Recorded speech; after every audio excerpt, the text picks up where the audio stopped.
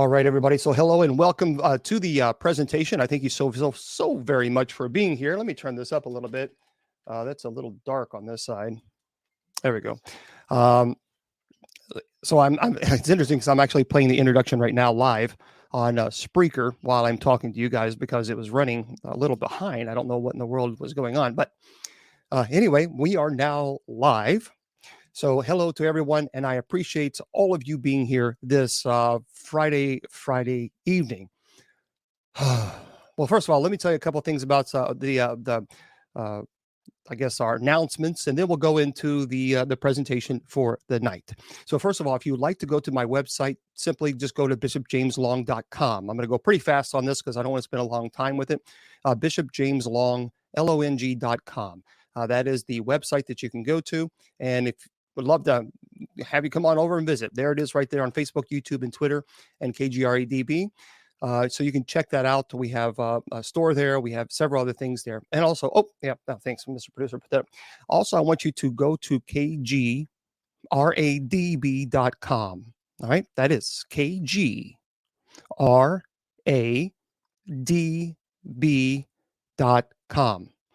So the Paranormal Night. Why? Aren't you a Christian?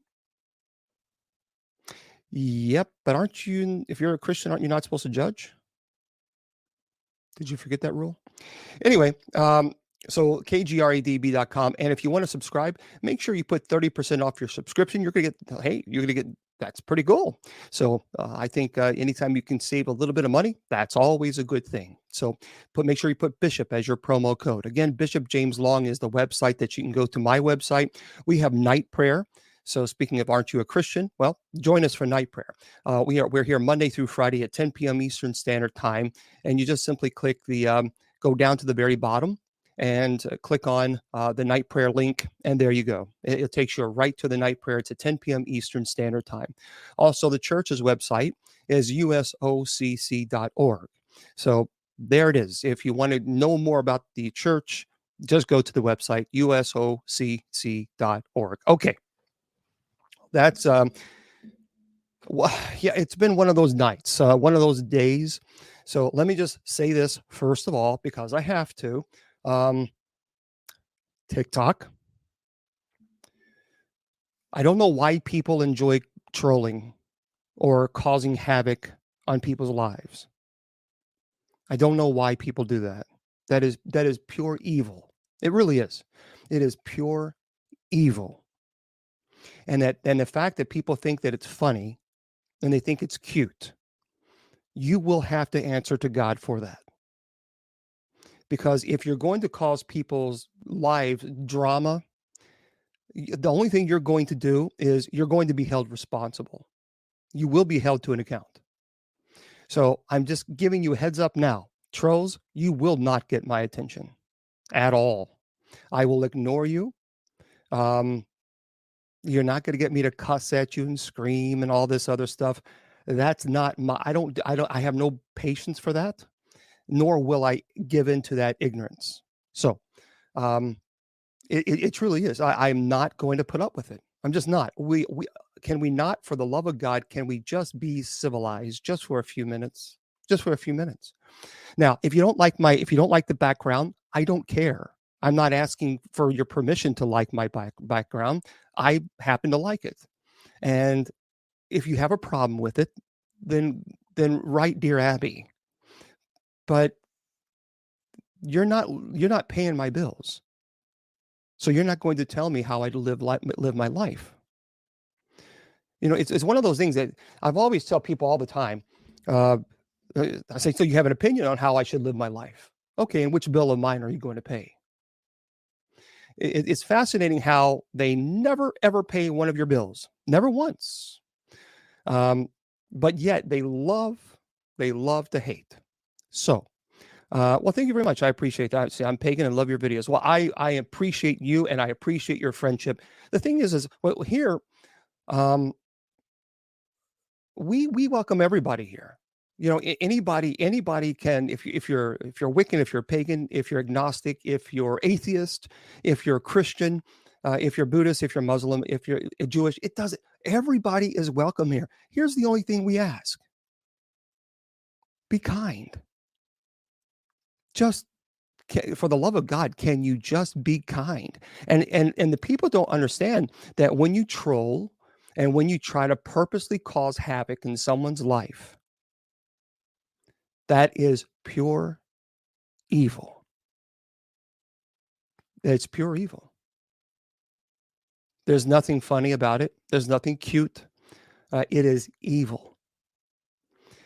And so while they may, well, thank you very much, Jennifer. I appreciate it. And while they may get they laughs because they think they're being cute, they will have. I'm telling you, for those of you who are going through this, the trolls will have to answer to God for this. And I assure you, I don't think God is going to be laughing, because there is no defense for being cruel. There's just no defense. So, well, again, I am a priest, and I really don't care. I really don't care, Joe, if, see, again, you think it's cute because you got my attention, but I don't care if you agree to that or not. How often do you receive the sacraments, Joe? I go to Mass every single day. I pray the rosary every single day. I go to confession all the time. So I receive the sacraments. How often do you receive the sacraments? So you see, you want to start throwing, well, you're not really Catholic. You're not really Catholic. Well, do you go to church? Do you receive the Eucharist? How often? It's fascinating to me because I don't see you, Joe, at Bible study. I don't see your name, Joe. You're never at Bible study. Why not? It's one of those things. One of those days. Oh, I will. Thank you very much, Heather. I appreciate that. So, and again, for those of you, if you're going to be rude, you're going to be blocked. So moderators, if anyone comes in and they make comments that are derogatory, block them. Absolutely block them. And just definitely do so without question, without hesitation. And if oh, that's very kind. That's very kind. You're my favorite priest. I'm Baptist. You're my favorite priest. That's very, very kind. That's very, it really is. That is kind. Okay. Okay. Well, Muslim here, sir. You are judging people. I'm not judging. I don't allow hate. Why can't people understand that? If people come onto a platform and they're saying rude comments, you're a fake priest, you're a fake bishop, you're this, why would I allow that on the platform? Because that does nothing but spread hate. So, it's just one of those things. Okay, block you, please. No problem. Block. Bye-bye. Now, the person said block me, please. So I mean,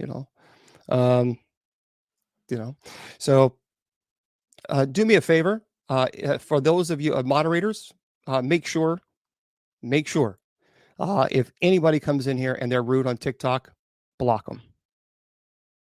Okay, well, there's another one block me. Okay. Boy, there's a lot of people being blocked. Okay, absolutely. Boom. No problem. They come in and they want to be blocked. They all block me too. Well, you guys just really need a lot of attention today, don't you? My goodness. Man. Oh, that's funniest thing in the world. I don't know what I just did. Anyway, I think I just made you yeah, it's one of those things. So sorry I'm dealing with this nonsense, but TikTok is just really, really becoming a major, major problem. And I don't know why they do that, but yeah, they hate you because they ain't you. So anyway, moderators, block them. I want you to block them because we don't have any. Don't block me. No, we won't. So okay. So for those of you again who are brand new, please understand that I am running the show on two different platforms, two different computers. I'm running the show here on Facebook, YouTube, and Twitter, and KGRADB and Spreaker, and I'm also running the show here on TikTok. So just understand that if you ask a question, I might not be able to see it because number one, the chat's going pretty fast, and it only gives me like a couple. I don't know why it gives me a couple of. It doesn't let me see the whole chat. You know what I mean? So for whatever reason, it doesn't. Well, hello there, UK. So anyway, if you ask a question and I don't get it, it's not because I'm ignoring it. It's just because, regrettably, I just didn't see it, and that happens. So tonight, by the way, to next week, next Friday, I want to remind everybody that I'll be having a pretty cool guest on. And no, I wasn't Trista. I was on Instagram, but it was giving me problems tonight. So I thought, nah, I'm just not going to run it on tonight. But tomorrow, I'm not next Friday at 7 p.m. Eastern Standard, I'm going to have my buddy on, Jason McLeod. Now, Jason McLeod is a really cool guy. If you don't know who Jason is, he actually worked with the Warrens, and he has a book. Actually, there's two books called Dark Siege. And I'll be discussing paranormal today because today is Paranormal Friday. But next week, Jason is going to be talking about a really cool case that he actually worked, and he's writing a new book on it, and he's going to tell us about this case. Now, if you have not read Jason McLeod's book, you need to do that. They are fantastic.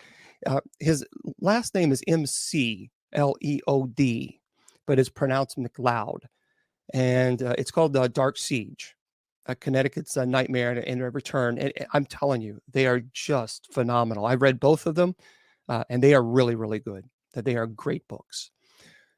So I encourage you, if you have not, read them. And then next week, next Friday, we're going to have him as a special guest, and I'm going to talk to him about this case that he worked with the Warrens. And someone's asking, should anyone investigate when they're not 100% healthy or physically? No, Pedro, absolutely not. I don't think that's a good idea at all. As a matter of fact, that's why I took a year off from ministry, because I was not physically healthy at all. I was sick, and I had to take a year off because there's no way that I could do my ministry without injuring myself or someone else. I was just at a very, very vulnerable state physically. And so that's, you absolutely need to. Now, let me just say this. There's always going to be people who has an opinion on how you should live your life. They'll always, for some reason, they think that they are God Almighty, and that what they say, even though if you look at their lives, most of the time their lives are in complete turmoil, but they'll tell you how to live yours. Just like, just like the trolls, or I don't like your background. Well, I really didn't ask. But see, that's the thing. They're always going to judge you. So if you're involved in the paranormal, or if you love the paranormal, people are always going to make comments. They're always going to talk trash against you. They're always going to tell you you're doing the devil's work. But yet they never once pick up the phone from homeowners who really are terrified. Those people never once pick up the phone and travel 8, 9, 10 hours to these people's home, never charge, pay for it out of your own pocket, and actually investigate to try to explain what's going on in the home. Those people never one time do they ever pick up the phone and say, yep, we'll come to your house, we'll investigate for free, and we'll try to explain and debunk everything that's going on in your home. They don't do that. What they do is go on social media and attack the people who do. That is the perfect definition of demonic activity. That's a perfect example. Attacking people who are trying to do good work, who are doing ministry, who are trying to debunk activity in people's homes whom they don't know. I don't owe anyone. I'm not obligated at all to travel 10 hours to somebody's home for absolutely free, investigate, gather all the information, and then try to fix the situation in someone's home. I am not obligated legally to do that at all. I do it because I feel I am ethically obligated. I am morally obligated because I said yes to the priesthood. But the people who constantly attack and say that people who are in the paranormal are doing the devil's work, those are the individuals who are doing evil, pure evil work in this world. Because I tell you what, I have had quite a few friends throughout the years, especially in the paranormal community, who've left the paranormal field because they were constantly being harassed by people who claim to be Christians and people who are condemning people. They quit. They walked away. And now people who are in those states, homeowners, families who are truly going through serious activity in their home, now they have no one to turn to because people have left the field because of trolls attacking these paranormal investigators and calling them devil worshipers and doing evil work and all this other stuff. They've gotten to the point where they were so sick and tired of it, they quit. They quit. And now they can't find anybody. I already today, I've had 3 phone calls from families in states where I know there were paranormal teams that were there. And they contacted me and said, well, there's no more teams here. And I contacted the team and I asked them, well, why aren't you investigating? They said, well, they got tired of it. They got tired of being harassed. The emails and phone calls of people saying, you're not Christian, you're a devil worshiper. They got tired of it. And so they quit. These people, these paranormal investigators never charged one dime, not one dime, to go to people's homes and try to help them and tried to debunk it. But they got so sick and tired of being harassed that they quit. And now there's no one there to help them. That is evil. That is demonic. And it happens, and it happens all the time. And it's a shame because there are really great people who are leaving the field because of it. And I understand. It is, but we just keep, you just keep pushing through. Yeah. When I first started, it's amazing. Since I just started the show, 100 people have left on TikTok after I told them I would not pay attention to trolls. 100. That gives you an idea of how bad trolling is online. And it is. It's terrible. But you just this is what you do, the trolls. That's it. And do your business. Oh, you're still here. Are you a troll? Angelina, are you a troll? I'll give you the opportunity to answer, because if you are, okay, no, okay, good, all right, because I was getting ready to block you. So I'm good. All right, since you're not a troll, welcome.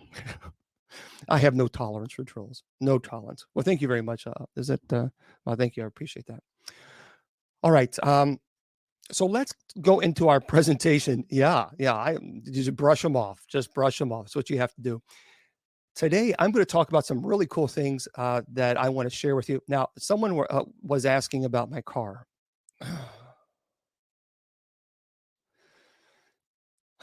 See, this is why I'm not necessarily in a good mood, because, and then you have to deal with idiots who like to curse and say some really bad. Folks, if I told you guys what some people have said on TikTok just since I started, you would actually ask yourself, why am I still doing the show? Some of the things have been so vulgar that when I look down and I see some of the comments that just started, it was unbelievable. But it's like that every week, every show, every presentation. So unfortunately, my car, the transmission has decided to go out. Well, it's still there, but anyway, it's a CVT transmission. For those of you who know what I'm talking about, I don't know what a CVT transmission is, but apparently it's a CVT where they can't break it apart to find out what exactly is wrong. So they have to replace the whole transmission. CVTs are the worst. You're right. I found that out, Trista. I found that out today because I didn't know. I had no idea what a CVT was. But I contacted them and they said today listen to this, $9,000 for a brand new CVT transmission. that. $9,000. Folks, now you can get a rebuilt or refurbished one, I think they said, for like $3,500, but even that's still $3,500. Man. Um, okay, Pedro, guess what? And you're going to be blocked here. Don't come on Facebook. Don't come on all just because I was asking a question. I got blocked from your TikTok. Nope. You got blocked because you were being a jerk. So don't come onto Facebook or YouTube and Twitter because I'll block you here too. Man, what the hell? What is going on? Have you guys noticed this? People have gotten just vicious. Man, I don't understand it. I don't understand it. Yeah, you're right there, Candace. You're right. Okay. Today, we're going to talk about some really cool things that I saw. But there's this guy who says he is a new Nostradamus. Now, I don't know about all this, but this is what he's saying. And yes, I am clergy, and yes, I love the paranormal, and no, I'm not going to apologize to anybody because of it. We're also going to talk about some scary, real, true stories. Real, true paranormal stories and ghost stories. We'll talk about that tonight. And also, I'm going to be mentioning allegedly, and I'd like to know what your thoughts on this, best horror movies of all time. Best horror movies on all time. Yeah, you're right, Candace. And also, we're going to there's some things on here that I don't know if I agree with. Yeah, we'll talk about that in a minute. But listen to this. So this guy claims that he is the new Nostradamus. Well, this is what he's saying. It's not the greatest, but Nostradamus, the real one, has been the most famous and some would say the most accurate psychic for centuries. Now, if a modern psychic calls himself new Nostradamus, he had better have a record to obviously have correct predictions to back up the claim. Well, his name is Craig Hamilton Parker, and he's a British psychic who refers to himself as the new Nostradamus. I mean, that's a pretty big tagline there, although his predictions have caused many to call him the prophet of doom as well. Hamilton Parker claims to have predicted Brexit, the election of Donald Trump, the death of Queen Elizabeth II. I mean, come on. Here's the deal. The election of Donald Trump. Okay, that's if he's running against Hillary, I mean, it's kind of like a toss-up. It's a 50-50. The death of Queen Elizabeth. Well, we all knew that her health was deteriorating. So I don't know. And allegedly he predicted a COVID-19 pandemic. But anyway, hot on the heels of the Chinese balloon traveling over the United States before being shot down, the new Nostradamus has a new list. And of course, they're all doomsday predictions for both individuals and the world. And he says they'll happen soon. So let's find out.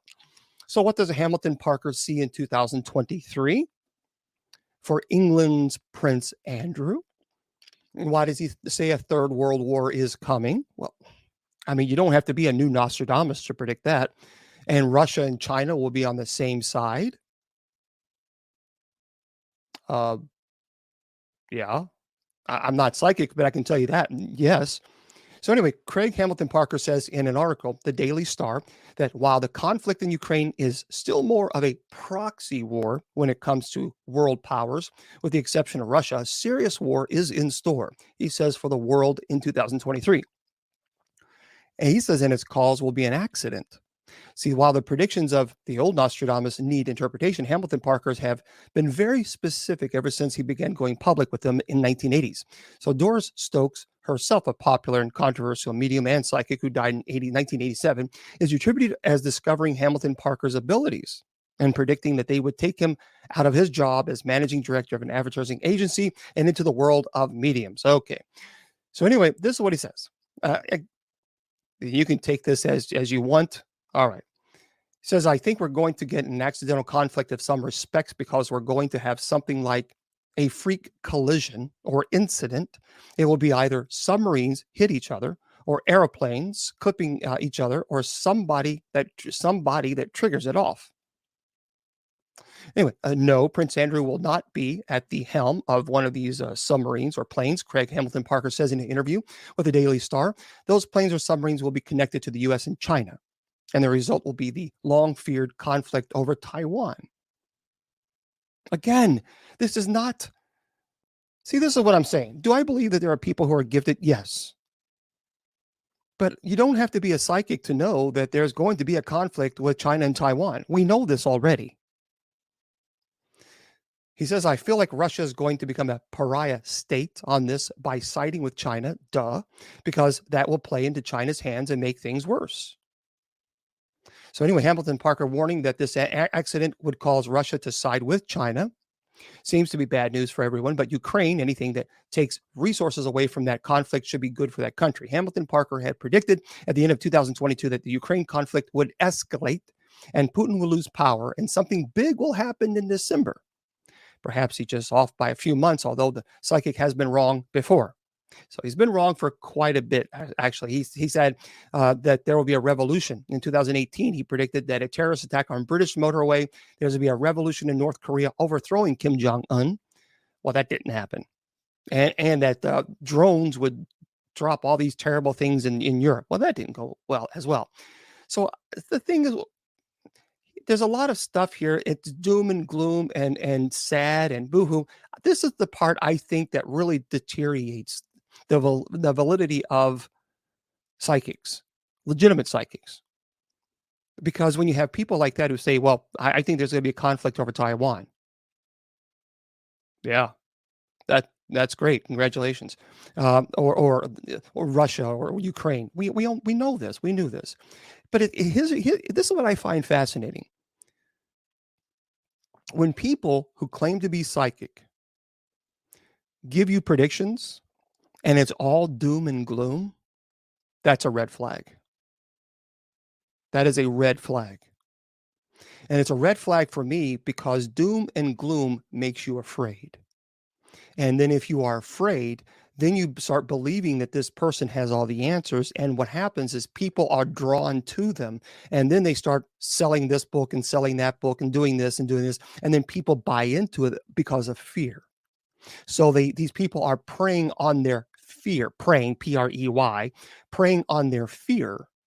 And that's what happens with the news. People watch the news and everything. I watched the news, 6 o'clock news today. It was death, death, death, death, and death. Those were the top stories. And they do that on purpose to frighten you, to scare you so that you stay tuned in so that the ratings will continue. Don't get caught up in that, folks. Okay. So now let's get into allegedly this is from the Travel Channel. And I like the Travel Channel. I think they have some really, really great shows on there. So let's talk about who they think the 11 of the scariest ghost stories. Well, let's not do ghost stories yet. I want to do movies, because a lot of people ask me all the time about movies, and they just don't make movies like they used to anymore. They just don't. A lot of the scary movies are just plain stupid. They're just plain dumb. And yes, I'm a priest, and yes, I happen to like scary movies. Now, people ask me, was it bad to watch the scary movies? Well, look, if you're going through a demonic attachment or possession, you're not going to want to watch the movies because you're living it. So it doesn't make a whole lot of sense for people to actually enjoy that. Now, some people can become obsessed with them, and that's very dangerous. I don't like scary movies where they are chanting, they are invoking demons. There's nothing good that comes from that at all. And believe it or not, that's pretty pathetic. They shouldn't. Yep. Yes, Robert, I was on Ghost Adventures. I've done a lot of shows. I've done the National and Travel Channel and Sci-Fi and National Geographic. I've done a lot of television shows because I've talked about demonology, and I've done it all my life, all my adult life.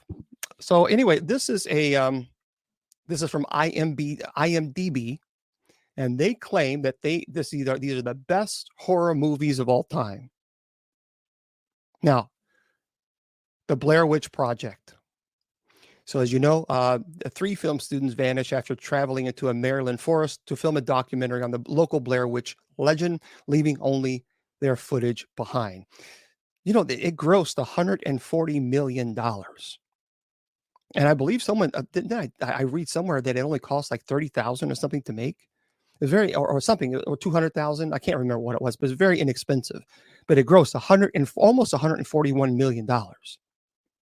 The Blair Witch Project. Number 2, The Ring. Got some pretty good ratings. It grossed 129 million dollars, which is pretty substantial.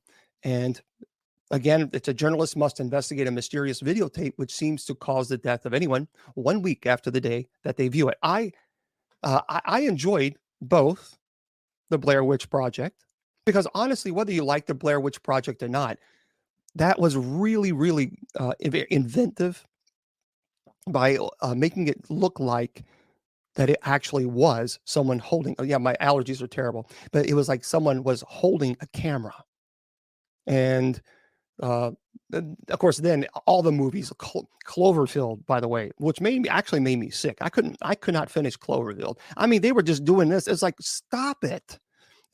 I don't know why the director thinks this is a good idea.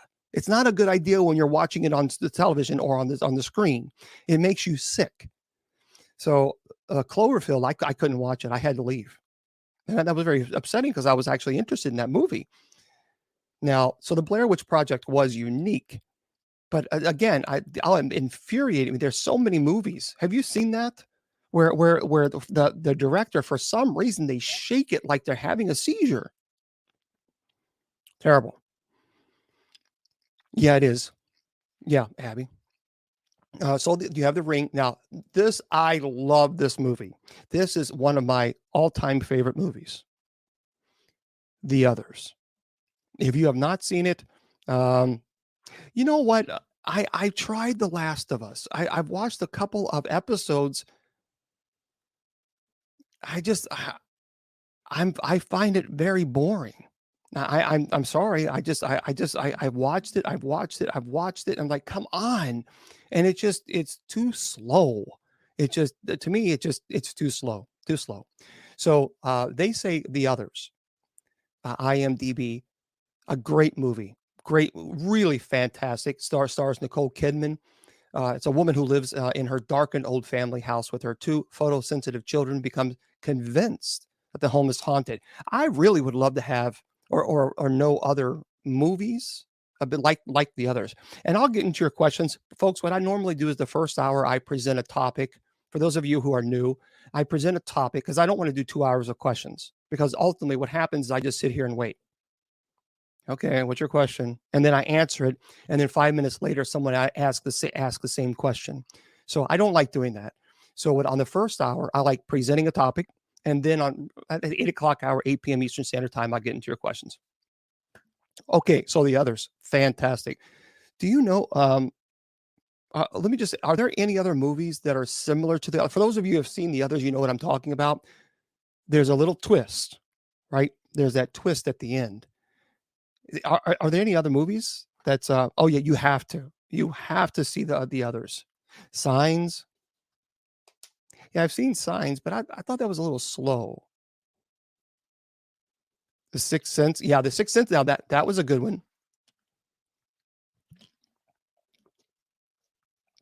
Yeah. The Sixth Sense was a good one. That's a good call. Oh, Shutter Island is one of my all-time favorite movies as well. Loved Shutter Island. You know what's interesting? Rachel had said Shutter Island. There's a scene and that's what we're talking about today. We're going to talk about haunted, the most famous, scariest movies of all time, and some other ghost stories that allegedly are true. But the haunted, if you notice that when Leonardo DiCaprio and the other, uh, you know, officer, his buddy, his partner, I'll just say that for those of you who have not seen it. Remember they're in the cafeteria and they're interviewing the patients. I didn't notice this until the other day. I have the others. I have the Shutter Island recorded, and when I watched it, remember the lady who killed her husband? She was sitting and she was talking. She asked for a glass of water. They gave her a water.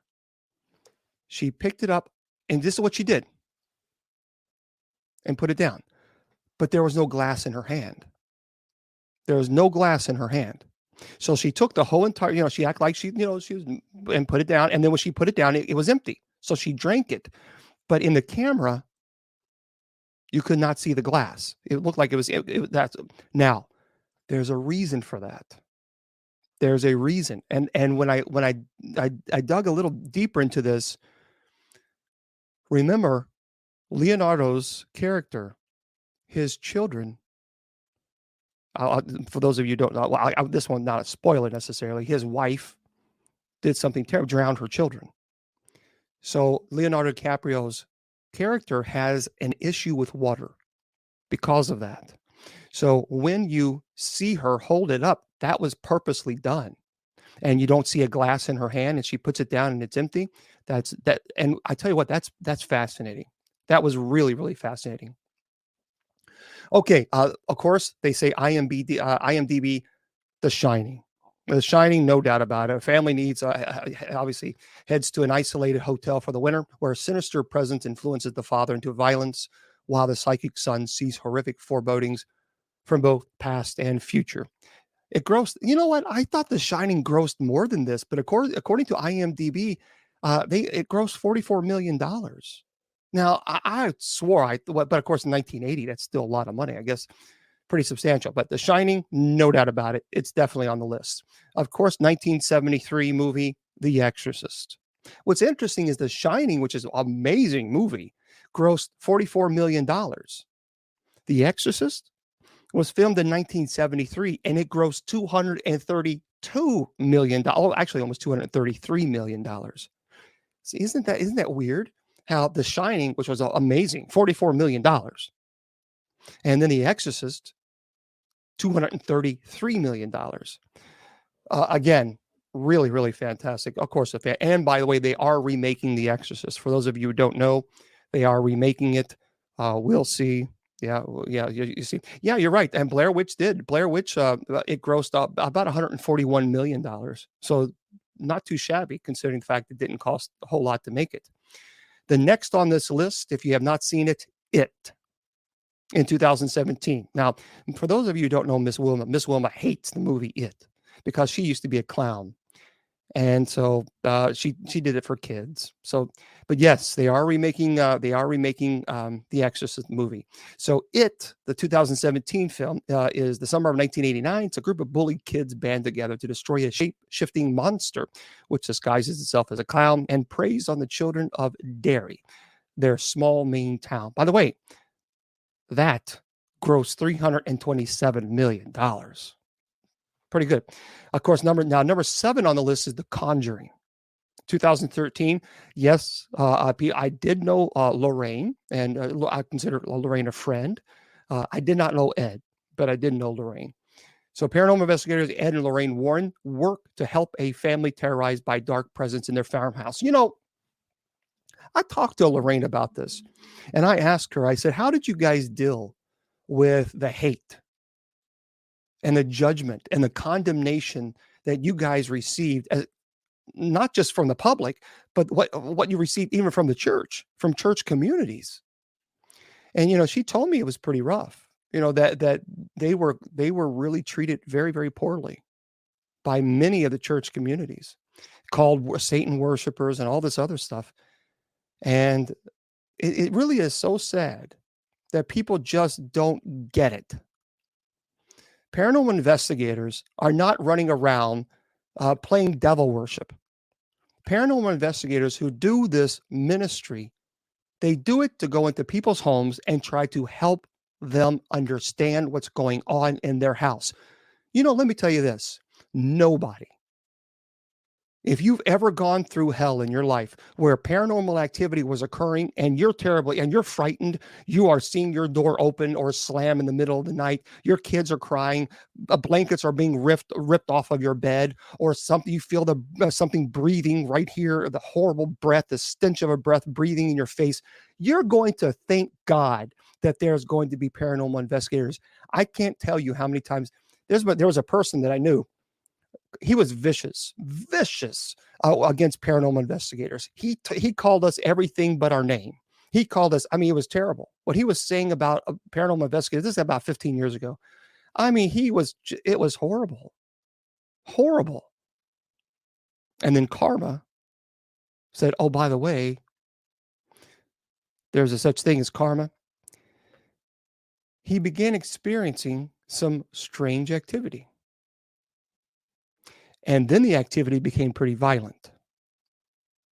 And that very same person who attacked paranormal investigators on social media had the audacity to go to those same paranormal investigators and ask for help. And you know what? They helped. Even though they were called everything in the book, they helped. Just let you kind of, think about that for a moment. But The Conjuring, of course, had $137 million, grossed $137 million. This was, I really love this one. And I've seen this one as well. I Am Legend, the 2007 movie. I thought that was a really fantastic, pretty intense. When I think anytime you have a movie where the monsters come out at night, that always gets people's interest up, because it is frightening. So it's for those of you who don't know, it's Will Smith stars years after a plague kills most of humanity and transforms the rest into monsters. The sole survivor in New York City struggles valiantly to find a cure. And by the way, what you may not know this, but do you know that I Am Legend has 2 endings? There's an alternate ending to I Am Legend, so you might want to look that up. I've seen both of them, and the alternate, I kind of like the alternate ending, honestly. All right, number 9, Psycho, 1960 version with Anthony Perkins. It grossed only $32 million. But again, 1960, I guess that was a lot of money. A Phoenix secretary embezzles $40,000. And by the way, they did a remake, but she embezzled $400,000 in the remake one. But anyway, $40,000 for an employee's client goes on the run and checks into a remote motel run by a young man under the domination of his mother.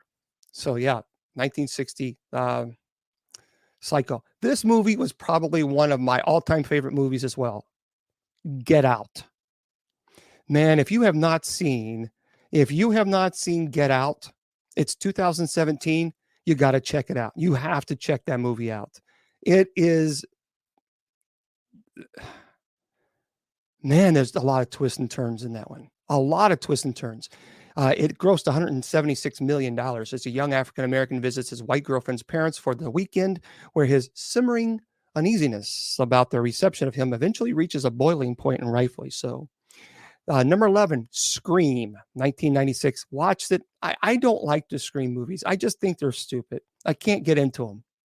I'm sorry, I just can't. It grossed $103 million. A year after the murder of her mother, a teenage girl is terrorized by a new killer who targets the girl and her friends by using horror films as part of a deadly game. And it's just not for me. Not for me. Number 12, Aliens, 1979 version. It grossed about $79 million. The crew of a commercial spacecraft encounter a deadly life form after investigating an unknown transmission. So there you go. If you don't like that, I've seen this movie and I really don't like it. It's a Quiet Place. I've watched it, and maybe it was because it was, it's primarily kept, in quiet, silence almost. I just didn't like it. It was 2018. It grossed $188 million. It's in a post-apocalyptic world. A family is forced to live in silence while hiding from monsters with ultra-sensitive hearing. Have you guys seen that? The Exorcism of Emily Rose, no doubt, Robbie. Now that actually, of course, we know that's based on a true story, and her name was Annalise Michel. I really, that was. There was a lot of things that they actually did in the movie that was actually testified in court. Now, if you want to see a movie that really does give you an insight of what an exorcist goes through, you have to see the movie The Rite. I mean, there is no other movie that gives you a perspective of an exorcist other than The Rite. The Rite is just phenomenal, just phenomenal. So A Quiet Place, I just didn't. I was like, nah. Now this movie I did see, and this was intense. Ethan Hawke, first of all, is a phenomenal actor. 2021, The Black Phone. If you have not seen that one, it's a good movie. It is a good movie. $90 million after being abducted by a child killer and locked in a soundproof basement, a 13-year-old boy starts receiving phone calls on a disconnected phone from the killer's previous victims. Have you guys seen that? Mm. Yeah, you like that? It was a good movie. Yeah, The Black Phone was a fantastic movie. And again, keep in mind, folks, this is just from IMDb, but I have some other ones that I want to share with you as well. This a 1932 movie called Freaks. It actually grossed 1932. It grossed a little more than $500,000. A circus's beautiful trapeze artist agrees to marry the leader of a sideshow performers, but his deformed friends discover she is only marrying him for his inheritance. Okay, number 16, 2004, Saw. That's a pretty good. Those are pretty intense movies, no doubt. Very concerning, no doubt about that. Two strangers awaken in a room with no recollection of how they got there, and soon discover they're pawns in a deadly game perpetrated by a notorious serial killer. Of course, I've seen those. It's pretty serious. Cube, a 1997 movie, didn't really gross a whole lot, about $500,000. Six complete strangers with widely varying personalities are involuntarily placed in an endless maze containing deadly traps. I've seen it. Now, I do like this one. I do. This was a very good movie. If you like zombie movies, I encourage you, if you like, to watch it. And again, people, I understand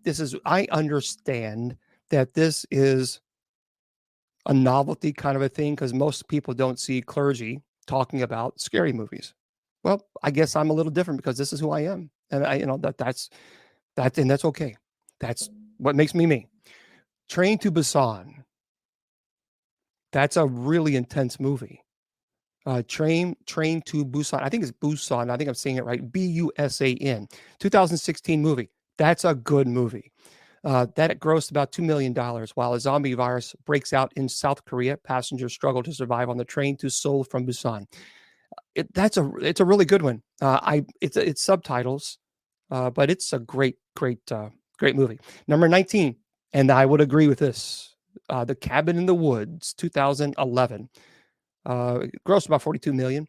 Five friends go for a break at a remote cabin where they get more than what they bargained for discovering the truth behind the cabin in the woods. No, Alicia. Alicia's saying are all horror movies based on true events? No, just out of the creativity of the writer's mind. 1976, Carrie. Carrie White, the shy, friendless teenage girl who is sheltered by her domineering religious mother, unleashes her telekinetic powers after being humiliated by her classmates at her senior prom. I didn't like this movie. I've seen it. It's 2017. Life. 2017, called Life. I just wasn't a big fan of it. It grossed 30 million. A team of scientists aboard the International Space Station discover rapidly evolving life that caused extinction on Mars and now threatens all life on Earth. And I'll get to your questions. Yeah, to me, that's just my opinion. I just wasn't a big fan of it. Now, this movie wasn't bad. There were some parts that was kind of like, okay, this is getting kind of stupid. But I did like the beginning, kind of like the middle part, The Mist. 2007, $26 million in gross. A freak storm unleashes a species of bloodthirsty creatures on a small town where a small band of citizens hole up in a supermarket and fight for their lives. That's a good movie. This movie was really good. Now, you're going to have to watch this a couple times. I had to. I watched this a couple times because there were some things that I missed. So if you haven't watched it, do it. Watch it a couple of times. This movie is called Us. I watched it the first time and I thought, oh, wow.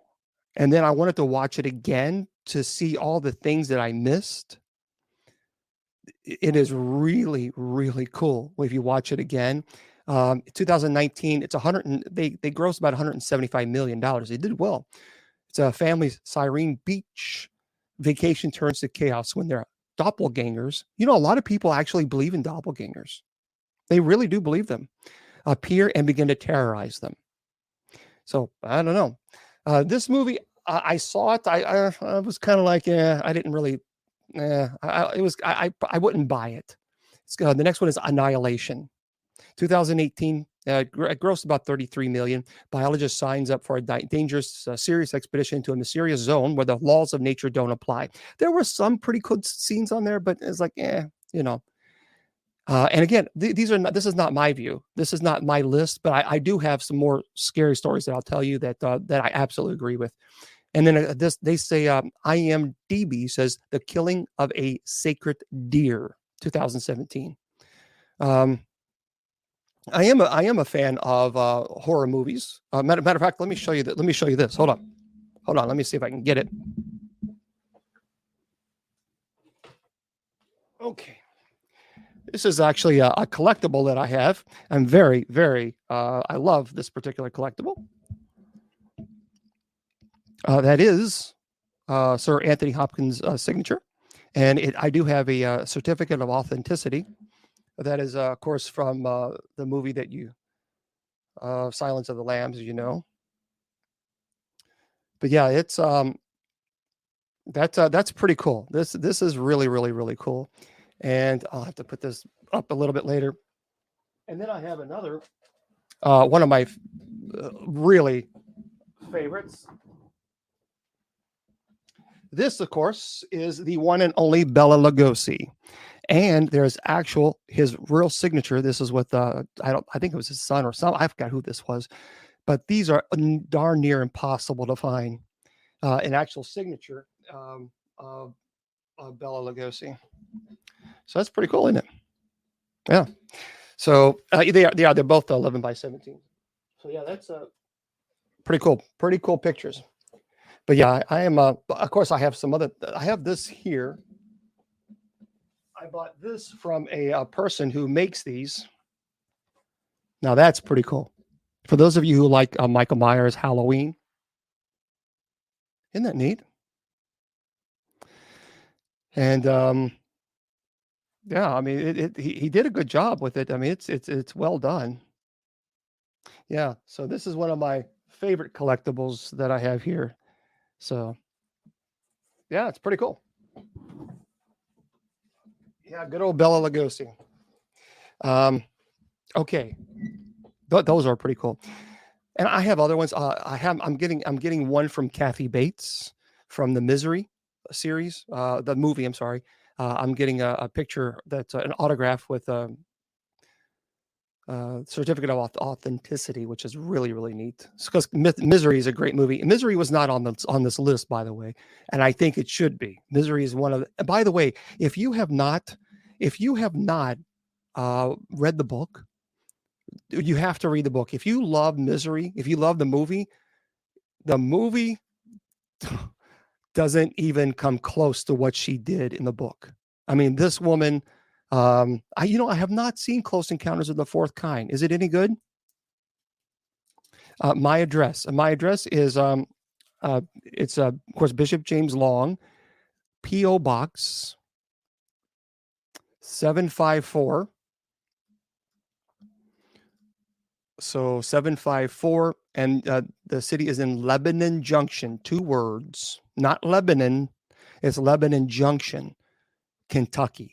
So Lebanon Junction, Kentucky, and 40150. Why do you want my address? Or well, it's not my address. That's the ministry. Yeah, Robbie, I just mentioned that just about 10 minutes ago. The Right was a great movie. As a matter of fact, I talked to yeah, thank you for that. Really? It's the Fourth Kind. You slept with the lights on for a week after. Watch that. Okay, Fly But Troublesome, the person there on TikTok. You know what? I'm going to look that up. I have not seen that. Let me write this down. Oh, if you want to say, okay, great.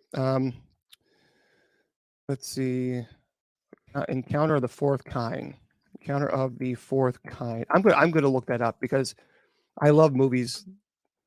Is it just called The Fourth Kind? No, here it is. Wait a minute. It was a TV movie in 1989. Is that what you're talking about? Fly, but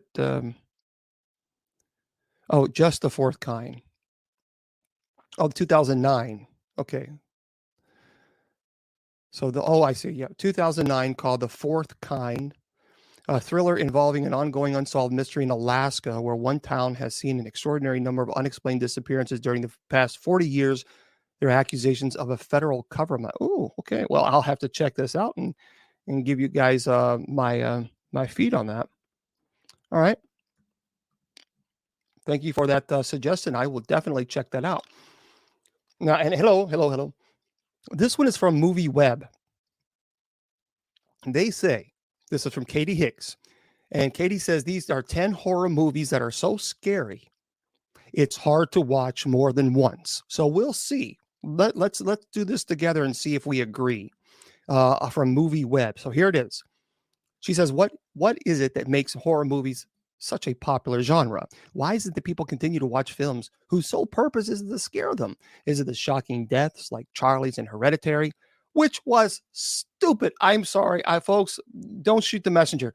I watched the movie Hereditary.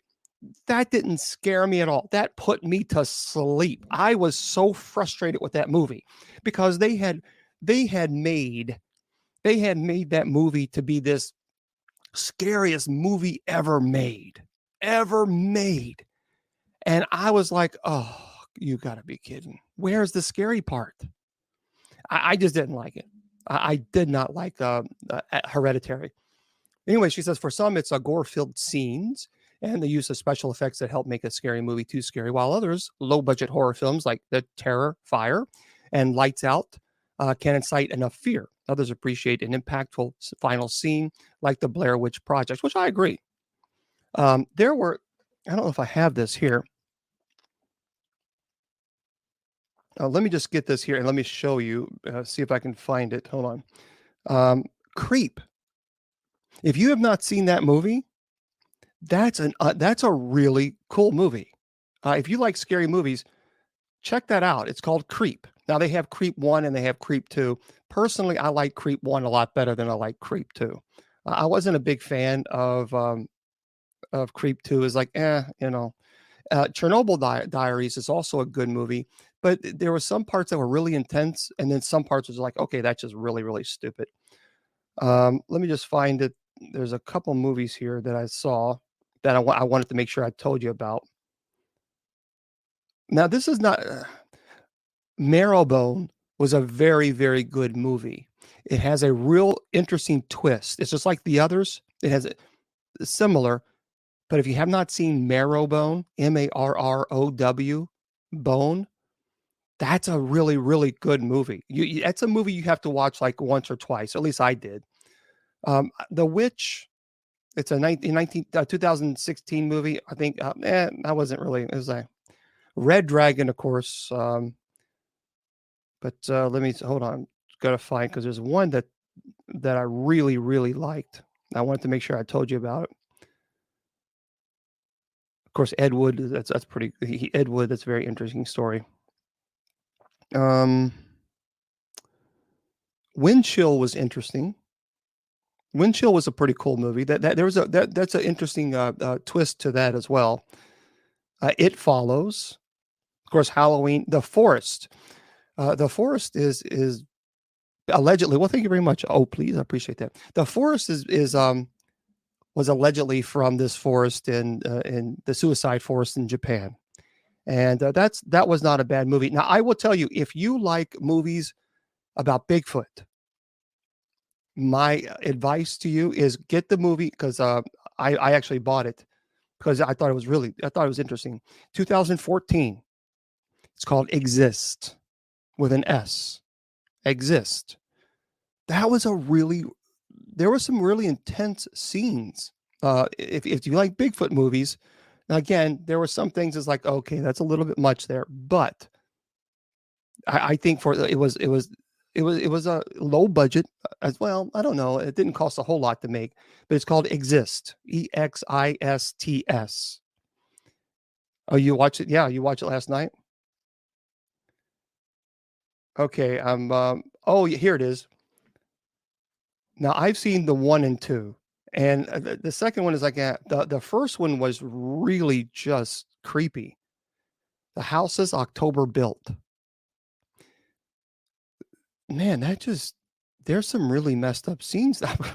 I mean, there's some scary scenes in there. That was,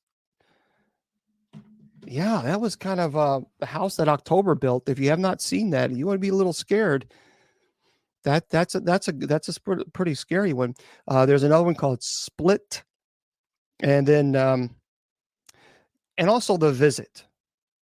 The Visit has a real interesting twist at the end. If you've not seen that, it's 2015. It's called The Visit. There's some really crazy scenes in there. Really crazy scene. So this website here, the Movie Web, said number 10, Sinister. For some, Sinister was considered a breakout role in horror for Ethan Hawke. I kind of agree with that. The 2012 horror film placed Hawke as a true crime writer who moves his family into a new home where the previous owners were murdered. He finds a box of Super 8 tapes in the attic that depicts murders that date back to the 1960s, and he becomes obsessed with the tapes. Now, folks, when you're talking about like an obsession like this, that could be demonic oppression, because it becomes almost an obsession. Just like if someone wants to go to a location that has demonic infestation and they can't do anything else but think about that, it becomes an obsession. That person could easily become oppressed by the demonic, and they got to be careful about that. But he becomes obsessed with the tapes and with solving the murders, which brings him unknowingly face to face with a sinister force that uses children to murder their families. So that's obviously something, if you want to watch it, just be careful. Yeah, Jeepers Creepers is a great one too. Now this, I agree. I have seen this movie. It is very intense. It's one of my favorites. The Descent. As above, so below. Yeah, that's also a very good one. But if you've not, I wonder if you've seen the Descent, 13 Ghosts. Yeah, that was so. For those of you who don't know, The Descent is a DESCENT, is a 2005 horror film with an almost entirely female cast. The group of women goes on a caving expedition. A year after Sarah's, played by Shasha McDonald, husband and daughter are killed in a tragic accident. The semi-professional group is used to caving, but when they get stuck, I can't do caving, spelunking, no way, because I'm claustrophobic. Wouldn't happen. Anyway, creatures are there, so these kind of stalk them. It's a good movie. Now, I actually got to meet the main bad guy in this movie at a conference, and he actually signed. I have it in the other room. He actually signed one of the masks that was used that he wore on set. I'd go get it, but then I have to get up and everybody be like, "Where's it going?" I mean, I don't want to do that because people think, "Okay, that's kind of strange." But anyway, so he signed it, and it's actually one of the. Well, thank you very much. It's one of the masks that was used. The Strangers. Man, that was just a crazy film. That was a crazy film, and I got to meet the main bad guy. He was a very nice guy, very nice. The Strangers is famously, by the way, The Strangers is famously based on true events. True events. That's what makes this even more frightening, which helps add to its overall scare factor. The 2008 film takes place in an isolated summer vacation home where a young couple is stalked by 3 assailants in masks simply because they were home.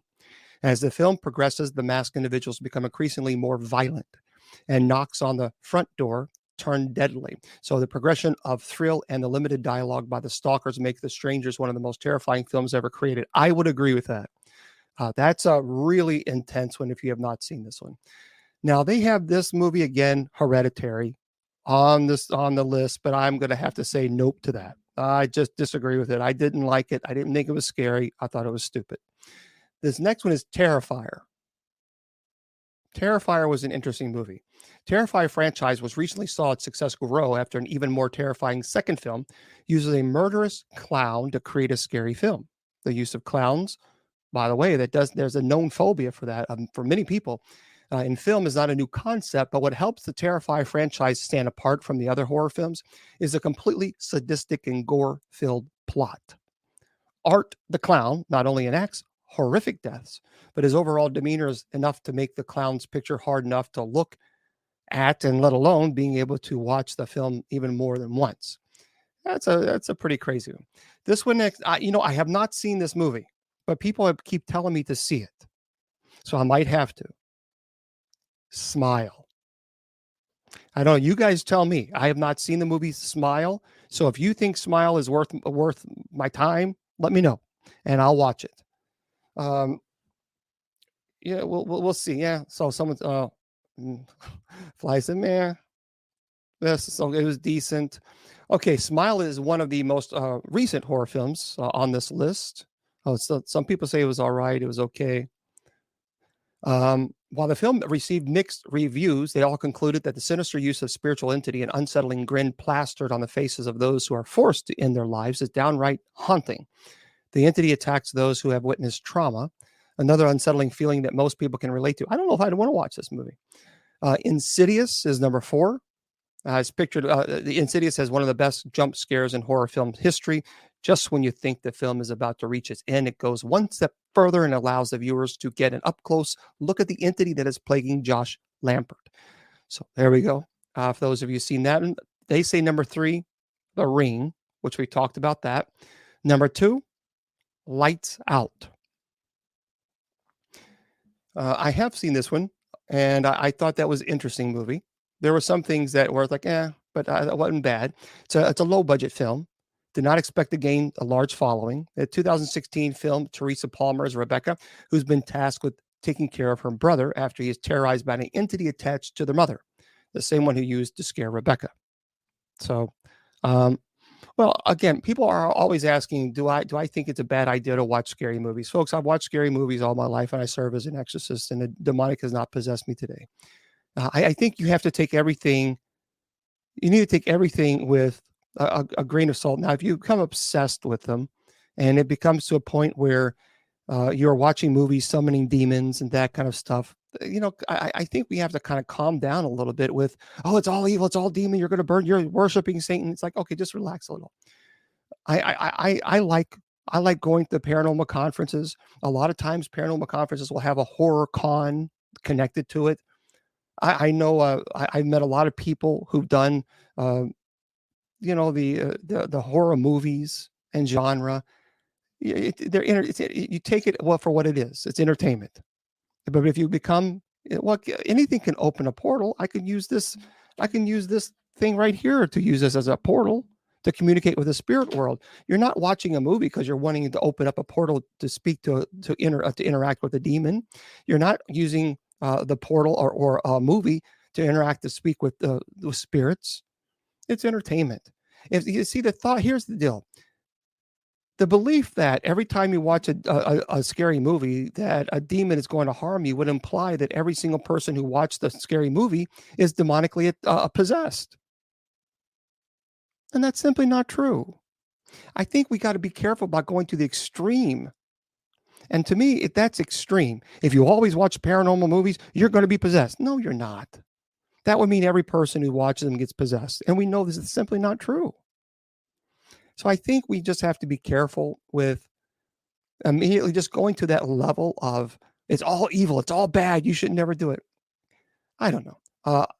I don't have. I watch scary movies. Most of the movies that I watch, I quite honestly, I think they're dumb. I don't think they're very good at all. But it's there's nothing. I like sci-fi. I like history. I like scary movies. There's a lot of other things that I like. But just because you watch a movie doesn't mean you want to communicate with Satan. So I think it's a little extreme to go to that go to that level. I just do. I have not seen that on Netflix. Now this individual again there, and we're going to kind of go through this, and I'll get to your questions too. You can ask your questions, and yeah. And here's the deal. Here's what people don't know. I actually know other priests, and I actually know other bishops who really enjoy scary movies. I actually know bishops and priests who go to haunted houses on Halloween. They love it. Now they don't talk about it, because they don't want people assuming that they're devil worshipers, or quite honestly they don't want to deal with the harassment. But for me, I don't care. I'll talk about it. And if someone has a problem with it, oh, well, go talk to your therapist about it. I'm not going to stop enjoying. I'm not going to stop watching horror movies because this person over here doesn't like the fact that I'll watch horror movies. Well, I don't care. I'm an adult. So you have to be true to yourself. You have to be have a backbone. Don't allow people to try to label you. Don't allow the people that try to say, no, you need to fit in this square right here. This is the life. You need to be. No.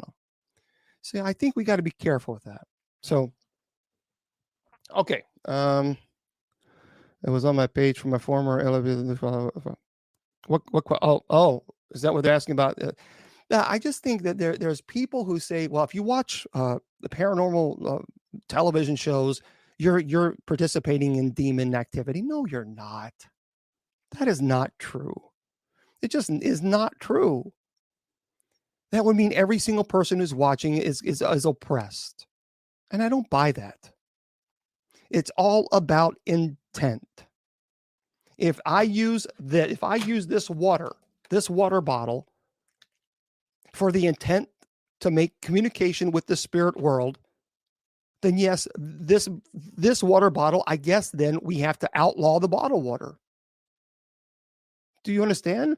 Because if just because one person, so I can place it on a table, is there anybody here? Can you please mush it? Can you please push it down? And then you see it push it. Oh, now we got to ban all bottled waters because one person happened to use the bottled water to communicate with the spirit world. You see, that's the extreme. And I think we can't do that. That's we gotta relax on that. We gotta just relax on that.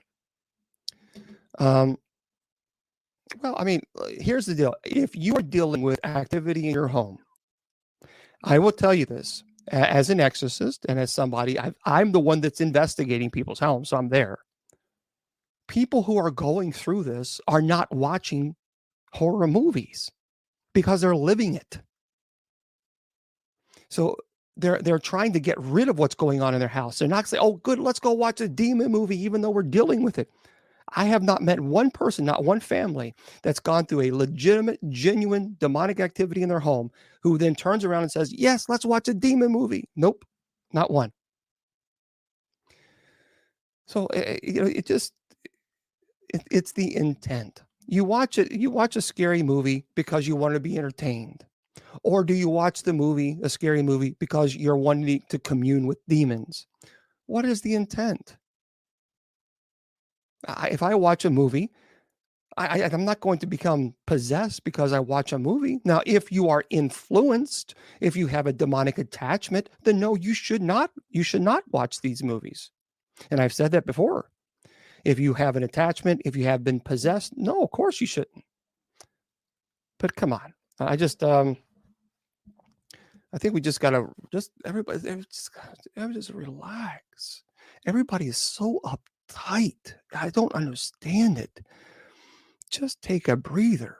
Just not everything is demon. Not everything is possession. I mean, it's just not. It can be a trigger. It can be a trigger again. So let me make this clear. If you are being oppressed by a demonic entity, or if you have been oppressed by a demonic entity, you should not watch these movies. And I've said that a lot during my lives because I've done lives now for quite some time, several years now. You should not watch those movies.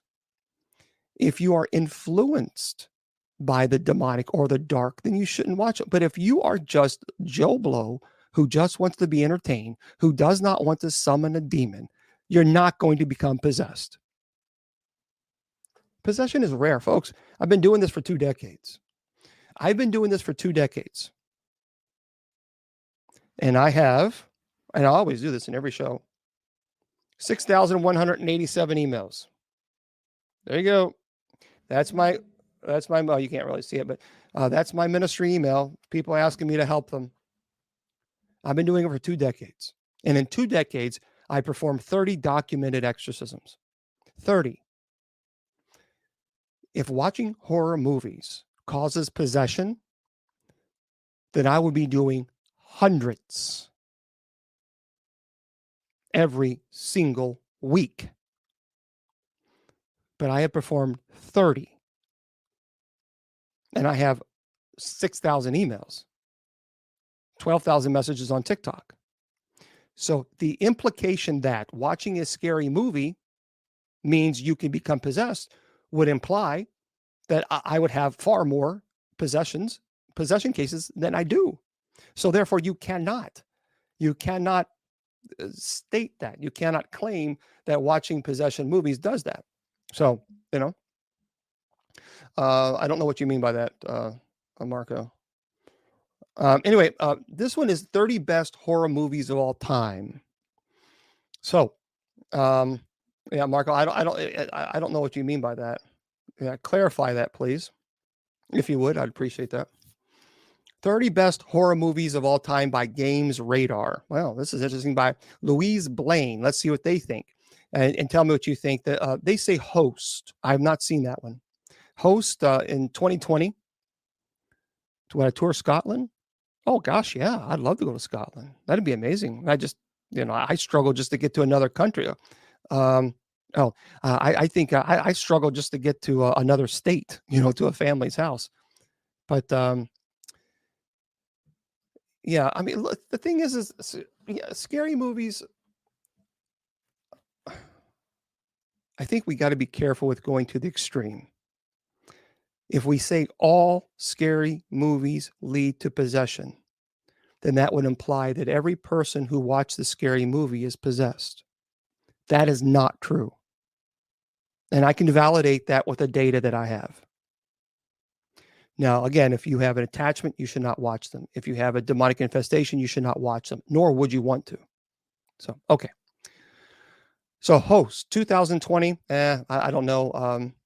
You guys can tell me. The next one is Saw, 2004. That's a pretty crazy movie.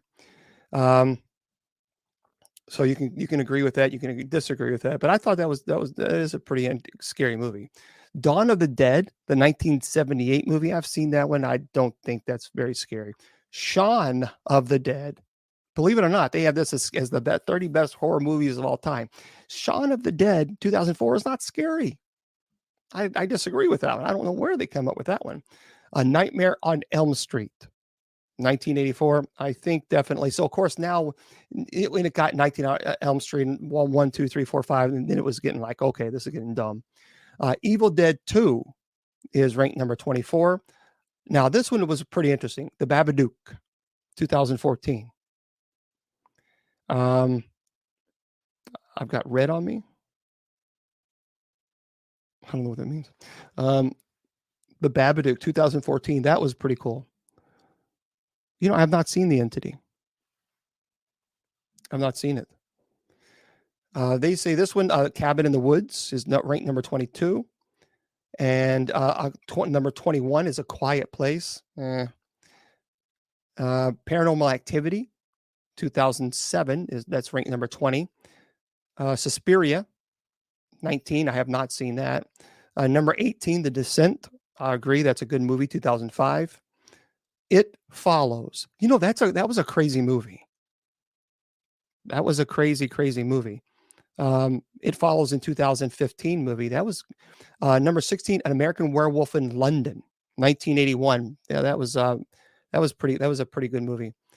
REC, 2007. That's ranked number 15. Number 14, they say, is The Blair Witch Project. It's interesting how The Blair Witch Project is on most of these lists. Number 13, The Witch, in 2015.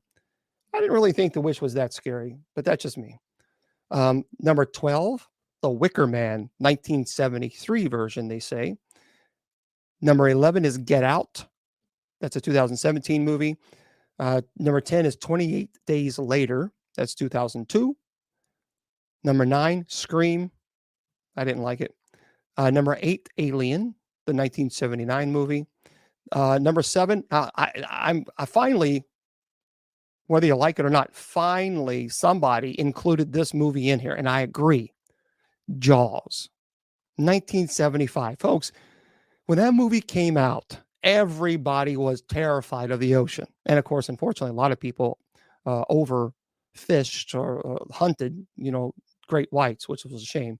But Jaws, 1975. Now, I'm not going to go swim with a great white, but now they say, and I agree with this one. Number 6, Halloween, 1978. Now, folks, here's the deal. Halloween, the 1978 version, was amazing. It was amazing. It wasn't blood and guts and gory. It was really intense music, and how they were having the shape, Michael Myers, how he would just simply fade into the darkness or fade slowly into the light. I'm telling you, the way they did that movie, it wasn't all about just, now it's all blood and guts. This really got you into the psyche. To me, I thought it was, yeah, you're right. Jaws was based on a true events. I believe it was in New Jersey. I think it's in New Jersey area, or that area. And it was they believe it was a bull shark. And actually it was because it was in like a little river where it meets the ocean. And bull sharks are actually able to swim up the river. So they can actually go from salt water to fresh water. And because bull sharks eat anything. So truthfully, they believe it was a bull shark that was probably responsible for the Jaws. So yeah, Halloween, definitely, no doubt about it. Number 5, The Exorcist, 1973. It's going to be interesting to see what they do about the remake. I don't know. Number 4, I disagree with this 100%. Hereditary, stupid movie. Sorry, I just didn't like it. Number 3, The Thing. That was a good movie, 1982 version. And number 2, The Texas Chainsaw Massacre, the 1974. And we actually, I lived in a haunted house. Yeah, my sister and I, we lived in a haunted house. And number 1, according to this list, The Shining, 1980 movie, of course. I mean, that's classic movie. It is, and a lot of people don't know that. I don't know who said that. Let's see, who you said that. Let's see, 19. Yeah, Bane of Youth 777 says, I know how Michael Myers' mask is actually. Yeah, Michael Myers' mask. People don't know Michael Myers. The mask is actually a William Shatner, because the producers, they were trying to find a mask that they could have that would be frightening and scary. And of course, Shatner at that time, in the 70s, he was huge. And so they had masks. They had his mask in Halloween stores. And they were there, and they got a couple of them, and they saw it. It was just so plain. And then this is how it started. They turned it inside out. And that is how Michael Myers' mask actually started. So they turned the William Shatner's mask, what the hell, just turn it inside out and then put hair on it. And there we go. No, the old house was actually sold. So we don't go back to the old house. But yeah, that was pretty creepy. Our house that we lived in. Shannon certainly will tell you all about it. It's pretty. It was a very haunted home, very, very haunted home. And then finally, this list here, this is from Ranker, and they're claiming these are the scariest movies greatest horror movies of all time, according to Ranker. And they believe The Silence of the Lambs, number 1. Okay, well, and by the way, they have it as number 3 of the best movies of the 1990s. And the number 1 is the best and scariest psychological thrillers of all time. So there we go. Silence of the Lambs. The Exorcist, of course, is number 2. Number 3, The Conjuring. Number 4, The Shining. I mean, these are classic movies. Classic movies. And number 5, according to Ranker, Halloween, the 1978 version, no doubt about it. Number 6, A Nightmare on Elm Street, the 1984, the first one. I'll agree with that one. The first one was good. Number 7, the 1960 version of Psycho. See, this list makes sense to me. As I'm going down, I'm like, yep, I can see this. I can see this.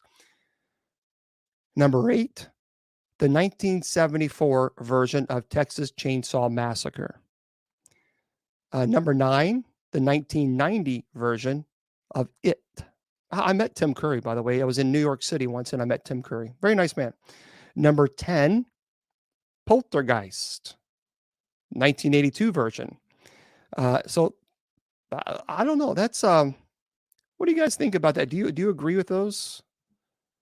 Some people absolutely swear by those movies, but I don't know. Let's see.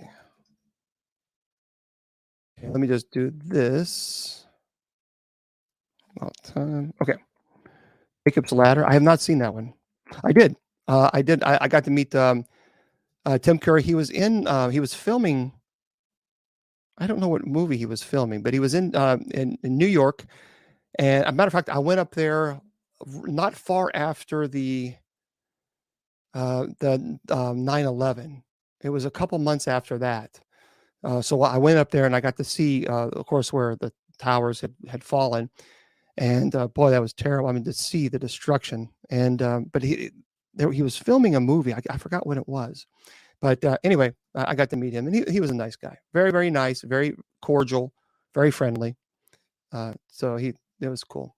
Okay, the next movie. So we have now this ranker has number 1 is The Exorcist, number 2 The Conjuring, the updated one number 3 Insidious, number 4 Sinister, number 5 The Texas Chainsaw Massacre, 6 Amityville Horror, which, by the way, people ask me about the Amityville Horror.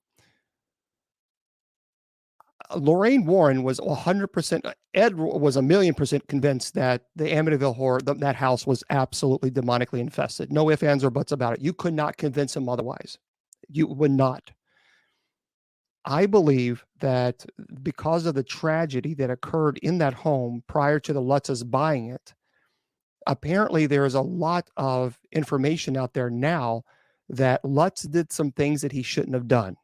George Lutz apparently got involved in some really heavy, dark stuff. Really heavy, dark stuff. And even invoking and summoning. And so I believe because of that, the activity became quite violent. And there's a lot of people who will say, well, it wasn't, that it was all a scam, that they did it because he got in over his head. It was too much money. They couldn't afford it. His business wasn't doing well. And he and his lawyer concocted this big lie, that the house was haunted so he can get out of it. Ed was not convinced of that at all. As a matter of fact, when I talked to Lorraine about it, they had a Catholic priest that went into this house, and he was performing the minor rite of exorcism, and he ran out the door, and he was gone. He wouldn't return their phone calls. He wouldn't do it. He said, I don't want nothing else to do with it. So something happened to that Catholic priest that truly terrified him in the Amityville Horror house. So yeah, it did. They did Texas Ginger. They did.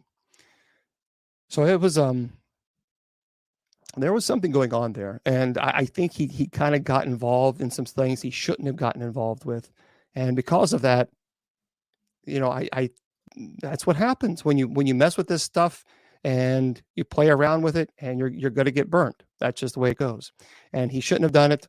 But anyway, so this was updated February 3rd, 2023. This is updated so just recently. Number 1, The Silence of the Lambs. Number 2, Exorcist. Number 3, The Conjuring. Number 4, The Shining. Number 5, Halloween. Yep, the 1978. Number 6, The Nightmare on Elm Street, 1984 version. Number 7, Psycho, the 1960 version. 8, Texas Chainsaw Massacre, 1974. Number 9, It, 1990. Number 10, Poltergeist, 1982 version. Alien, I agree with that. The 1979 version. That's pretty impressive. Also, what's on this list is number 12, It, the 2017 version. The Thing is number 13, 1982 version. Friday the 13th. That's the 1980 version. I still remember all the Friday 13th. Number 15, Jaws, 1975. 16 is Carrie. 17 is Misery. I'm telling you, read the book, guys. If you've not read the book, read the book on Misery. It is crazy. Number 18. This was kind of a creepy movie too. Pet Sematary. I mean, when it came out in 1989. So you got to remember, this is an older movie, but still, I thought it had an interesting plot. Number 19, they say Insidious. 2010. No. Number 20, the Amityville Horror, 1979 version. Number 21, The Omen, the 1976 version. Number 22, The Ring. 23 is 28 Days Later. 24, The Evil Dead, the 1981. Number 25, The Sixth Sense. 26 is Saw. 27, Night of the Living Dead, the 1968 version. 28 is Aliens, 1986. Well, I'm glad that they have this on because I kind of do agree with this because this was a creepy movie. Number 29, Jeepers Creepers. Now, of course, I did see the last one. I had to turn it off. The brand new one that they came out with, I think it's Jeepers Creepers Resurrection or something. I was like, okay, this is turned off. I really thought it's sometimes when movies they make part 1, part 2, part 3, and sometimes they can do it, but the Jeepers Creepers, no, the Resurrection was just stupid. Just wasn't. Do I think I could write a scary movie? No, because I don't have that skill. Now Jason McLeod could. By the way, for those of you who don't know, let me remind you again. Next Friday, I'm going to have a very special guest on. His name is Jason McLeod. And he's a friend of mine. He wrote the books Dark Siege. And I'm telling you, they are amazing books. I love them. I love Dark Siege. If you are a type of person that you get easily distracted and you can't finish a book, if you watch Dark Siege, you will not get distracted. You won't want to put the book down. And that's what it was with me. So it's called Dark Siege. So he's going to be on next week. And he's going to be talking about, he's writing a new book about a case that he worked, again, with the Warrens. And this new book is going to be really intense. It's going to be Dark Siege Part 3. And I am so looking forward to reading this book. So if you have not seen it, do it. He's not an exorcist. His name is Jason McLeod, McLeod. McLeod. And the books are called, let me just write this down. Dark Siege is the name of the books. You can get it at Amazon. And let's see, Amazon. And Siege, of course, is spelled Siege. But he has 2 books. It's a Dark Siege, A Connecticut Family's Nightmare, which is based on a true story, a true case that he worked. And then the second book is really intense. So I'm going to give you heads up on that. It is a succubus case. So I have endorsed the books because they are written beautifully. And the second one's called Dark Siege, The Nightmare Returns. No, I'm not advocating horror. I'm teaching. Go away, jackass. You know what? People are just, you are such a nasty person. Go away. Man, these cancerous people, they're just cancerous. Anyway, I just don't like it. So number 29 is Jeepers Creepers. And of course, that person he'll contact me on Facebook. Oh, why was I blocked? Because you're telling me I'm advocating violence. No, I'm talking about horror movies that I enjoy. And if you don't like it, then go to another channel. Jeez, God almighty, these people. 30, Sinister. 31, The Conjuring 2. 32, Final Destination. The first one. 33, Hellraiser. 34, The Descent. I'm surprised The Descent. This, I disagree. 34, The Descent, and 35, Halloween should be further up on the list. Oh, that's 2018 version Halloween. Okay. The 36 is Cabin in the Woods. 37, Candyman. 38, and I disagree with this one. Halloween 2, the 1981 version, no ma'am. Halloween 2 should be far, far up. Should be far, far up. That is, it should be way up on the list. 39 is Rosemary's Baby. 40 is The Mist. 41, Texas Chainsaw Massacre. I like the 2003 version. That's the version that's a scary. I think that's a scary. Oh, hold on. Let me block this clown. 42. If moderators, if anybody comes in here and if they start saying, "Oh, you're advocating violence and you're a fake bishop," block them. Don't mute them. Block them. Just block them. They're cancerous people. They're just individuals who are just horrible human beings who are filled with hatred. And I have no tolerance for those people. So just block them. Just unbelievable. 42, A Quiet Place. 43 is The Lost Boys. 44, Children of the Corn. 45, The Others. Now, 46, I didn't like this movie because it was pretty. I think it was a bit. I think they went too far with it. The Hills Have Eyes. I think they just went too far with that one. And you know what I'm talking about, that scene. 47, House on a Haunted Hill. 48, 30 Days of Night, which was a pretty cool movie. 49, Dawn of the Dead. And 50, The Hills Have Eyes, in 1977 again. I'm not a fan of that. I just, yeah, I'm not a fan of that. I just think they went way too far. They really did. I mean, you can scare people without, doing things like that. I'm just not a fan of I'm not a fan of what they did. It's just not good. So anyway. Okay. So let's get into some of, I don't like them either. Let's get into some of your questions and then we will start wrapping things up. We still have some time to go. So, and of course I'll be here tomorrow we'll be here with Miss Wilma, and we have open mic night. So we'll be doing that too. Favorite horror movie? Oh man, you know what? See, I like the classic ones. I like the Halloween, the 1978 version. I liked it was, and I liked Halloween too. I think that was 1980. To me, I just think those are classic films.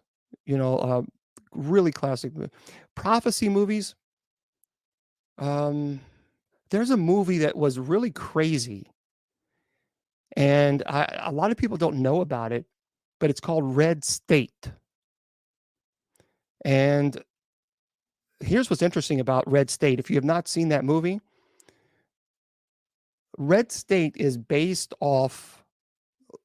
somewhat based off a particular church, and I use that term loosely. I'm not going to tell you what church it is, but these people go to people's funerals and they picket their funerals saying your child is dead, your child's in hell, and really vulgar, and they hold big signs up, and they're just disgusting what these people do. Matter of fact, I had them on my show, and not good people at all, just not. And they went to. I don't know how you could go to a young man's funeral and hold up his sign with his picture saying he's in hell. I don't know. But anyway, it's based off, the Red State is based off that one. And hold on, let's see.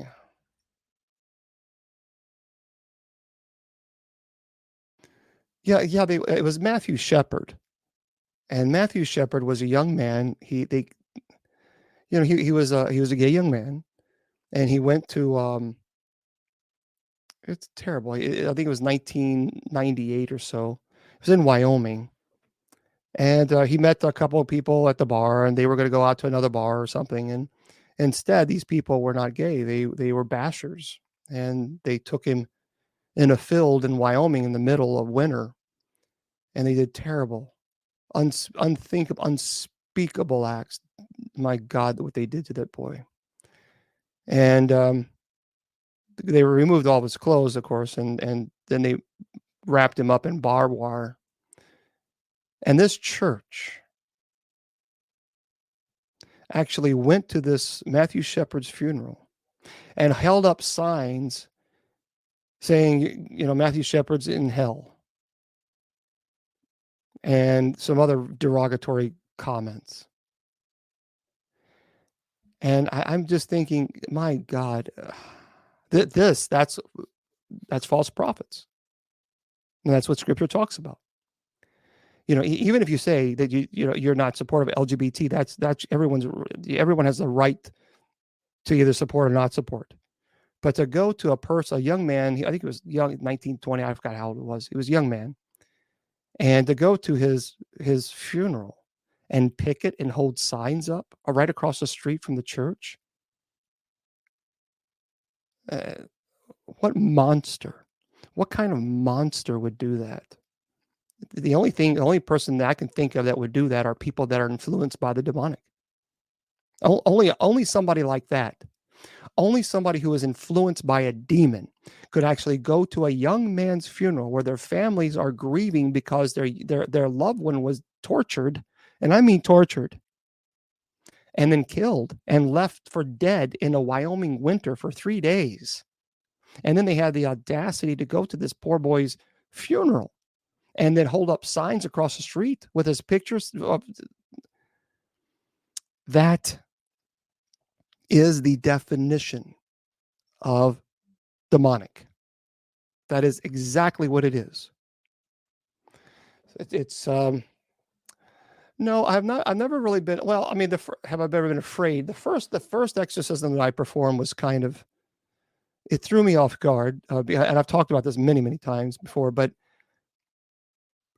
it threw you, because when you study it, then you know what's supposed to happen. You know what could happen. You know the parlor tricks that could happen, and then when you actually see it, it does, for the first time. It'll throw you off. I mean, when the person is screaming in multiple pitches, I mean, you hear it and you say, yeah, okay, that's a part of it. No, but you're actually there and you can feel it. You can hear it. When you're actually in the presence. There's a big difference, really big difference, between reading about it, watching it on television or on a movie, and actually being in the presence of something doing that. That kind of, there's a different perspective.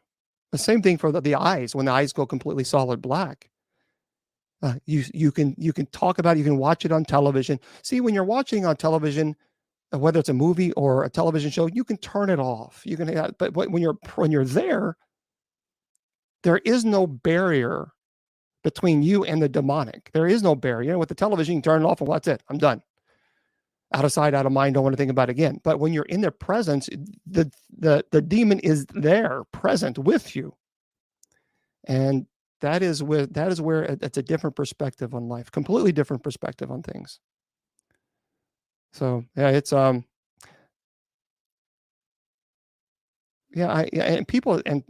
and people keep asking, well, why don't you show videos of you performing exorcism? Why would I?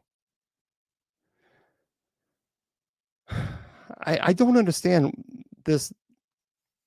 I don't understand the move towards making sacred rites entertainment hour. I don't know. I just don't understand it. Well, thank you very much. I appreciate that. Yeah, and thank you for those of you who have subscribed. Thank you for subscribers. Thank you for those of you who have liked this video. We have almost 126,000 likes there on TikTok. Thank you, moderators, of course, for being here as well. Yeah. Well, see, interpret dreams. I've done, not really. I've done some of my own personal study on dream interpretation. I have resources for dream interpretation, but that's all I could really tell you. As far as I could share, some resources that I have, some books that I personally have read, some psychologist friends.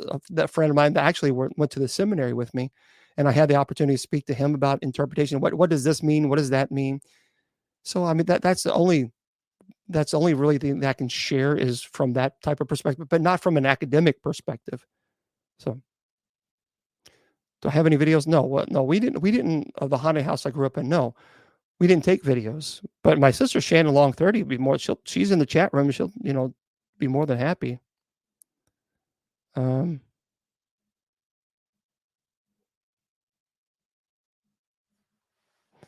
You're very okay. That's cool. Poor lady that the blankets would move. Oh yeah. Oh yeah. Yeah. Yeah. I showed when I was at a paranormal conference.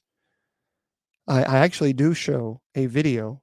They allow me to. The family allowed me to. Where she was 68 years old, and she suffered from a terrible incubus case. This was a very violent incubus case. As a matter of fact, I had her daughter on the show, and we are the only team in the entire world, that actually has her the 68-year-old. She was lying down. We are the only team that has actually caught an incubus. So what you see is you see her feet, and then you see the bed sheets rise about 3 to 4 feet and then fall, and then rise about 3 to 4 feet and then fall, and then after, then she screams that they're attacking her. That was a terrible case. That was a very, very hard case. It was an emotional one, and what she endured was terrible. And so that's why I don't sensationalize that, because it's not meant to be sensationalized. And I truly believe I would lose my salvation. I absolutely believe that if I were to, and I would never do it, but if I were ever to violate the trust that the families gave me in allowing me to come into their home and help, and if I were to violate that trust by putting videos online just so I can get likes and social media following, I really truly believe that when I breathe my last breath, I think that I would lose my salvation. And I'm not going to lose my salvation. Because I think that because when you're a priest, there's a great deal of responsibility that comes with living an ethical and moral life. And it would be, I guarantee you, some of these videos, if I were to air them on social media, millions and millions of likes. No question about it. None. But I also believe that there's a price to pay for those millions and millions of likes. And I'm not willing to make a deal with the devil for no amount. And I'm not about to violate the trust that people put into me as a priest of God and violate that trust for the sole purpose of selfish gains. Would never do it. Never. Never. Nor, because you wouldn't want me to do that to your family. I wouldn't want someone to do that to mine.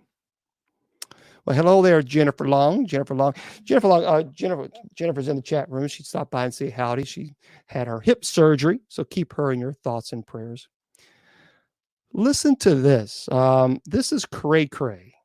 This is really that's what the kids these days, because I'm hip. You see, you guys don't know that, but I am hip. I raise the roof. I raise it. That's about as much as I raise. And I listen to John Denver. That tells you all you need to know. This is a crazy. Okay, why are people laughing? No. This is a crazy story. This is from Sky News. A woman. Oh my gosh, 5 minutes. Okay. Oh, a woman. You'll have to tune in tomorrow. Da-da-da-dum. I mean, yeah, I'm sorry, folks. That's a cliffhanger, Mr. Producer. I just looked at the clock. It was 8:35. Now it's already. I only have a few more minutes. They don't say that anymore. Okay, here we go. Tomorrow, I'm going to tell you this story it's at 8 p.m. Eastern Standard Time on our open mic show. This is a crazy story. So, but I'm sorry. You gotta wait till tomorrow. You gotta wait till tomorrow. Yeah, it's pretty interesting. So, okay, for those of you who are on Spreaker, of course, I'm going to say thank you for being here, and I'll see you guys later. Now, look, you guys all know this, and I remind you all the time. First of all, Monday, remember tonight at 10 p.m. Eastern Standard Time, we have night prayer. So you should simply go to bishopjameslong.com, scroll all the way down to the bottom, and click on the night prayer link. 10 p.m., it's on Spreaker. So don't go anywhere. TikTok, don't go anywhere. I'm getting ready to log off here pretty soon. But for all of you, make sure you go to kgradb.com, kgradb.com, and definitely go there because Andrea Perrin is up next. Make sure you subscribe. Put Bishop as your promo code. You're going to get 30% off your subscription. Great shows. That's coming up at the top of the hour. Remember, friends, your value does not decrease based on someone's inability or refusal to see your worth. Remember, you are priceless, and never let anybody convince you or tell you otherwise. Facebook, YouTube, Twitter. God bless, and we'll see you tomorrow. The Sacred Division has been brought to you by Bishop Long's online paranormal course. Learn demonology, angelology, paranormal studies, and genealogy. It's 100% online, and you learn at your own pace. Please go to www.bishopjameslong.com and click on the paranormal course link.